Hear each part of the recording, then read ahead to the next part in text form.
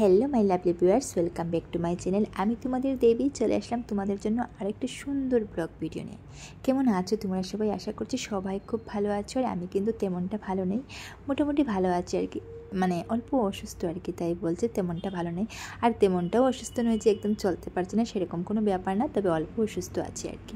আর এই ভিডিওর ঠিক আগের একটা ব্লগ ভিডিওতে আমি তোমাদের সাথে শেয়ার করেছিলাম যে আমি ঘর থেকে অল্প দূরে এসেছি, একটা কাজে এসেছি আর কি। যাই হোক, কাজটা শেষ হয়ে গেলে পরে আমি ঘরে চলে যাব। তো সকালবেলা আমার হাজব্যান্ডকে বলেছিলাম যে বাজার থেকে গিয়ে অল্প মাছ নিয়ে আসছি। তো এখানে দেখো, এখানে বাজারে কিন্তু লোকাল মাছটা খুবই কমই পাওয়া যায়, বিকেলের দিকে একটু পাওয়া যায়। সকালবেলা কি হয়, মানে যদিও অল্প স্বল্প উঠে, তাহলে কি হয় সবাই নিয়ে যায়। তো আমার হাজব্যান্ড একটু লেট করেই বাজারে গিয়েছিলো, যাওয়ার পরে কিন্তু আর লোকাল মাছটা পায়নি।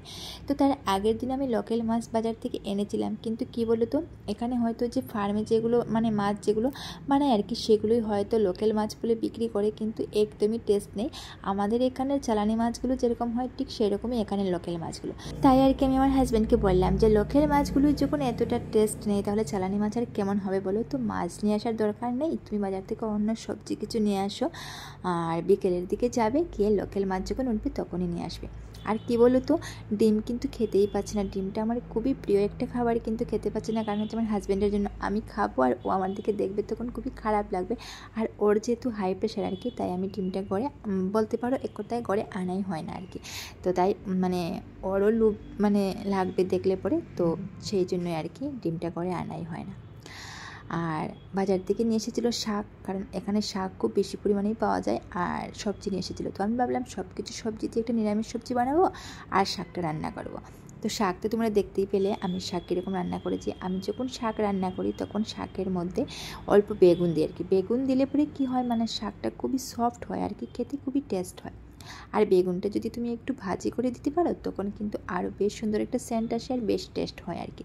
তো আমি বেগুন আর ভাজি করে দিইনি, কারণ বললাম না তোমাদেরকে, কারণ এখানে সব কিছু তেমনটা সুবিধে নেই, যেহেতু নিজের ঘর না, আর ঘরের মতো সব কিছুতে তো সুবিধা পাওয়া যাবে না আর কি। তাই বলে কী করলাম, বেগুনটা এমনিতেই কাঁচা কাঁচা কেটে দিলাম, শাকের সাথে একেবারেই মানে ভাজা হয়ে যাবে বলে। আর তার সাথে দিয়ে দিলাম অল্প গাজর, মটর, এগুলো। তো তোমরা হয়তো বলবে এ ধরনের শাক রান্না তো আমার জীবনেও দেখিনি বাবা। তো কী করবো বলো, সব কিছু দিয়ে দিলাম আর কি, মানে আলাদা করে আর গাজর দিয়ে সব কিছু দিয়ে স্যালাড না বানিয়ে গাজরটা শাকের মধ্যেই দিয়ে দিলাম। আর মধ্যে মধ্যে কী করি, স্যালাডটা বানাই, বাট কী হয় বলো তো, স্যালাডের মধ্যে যখন ওই বিটটা দেওয়া হয় না, তখন বিট তারপর গাজরের একটা যে গন্ধ আছে কাঁচা, সেটা যেন আমার সহ্য হয় না। তাই বলে আমি কী করি, মানে যা কিছু সবজি পারি আর কি, আমি ওই শাকের মধ্যে বা নিরামিষ সবজির মধ্যে দিয়ে রান্না করে তারপরে খাই, মানে আলাদাভাবে স্যালাডটা যেন আমার তেমনটা ভালো লাগে না আর কি।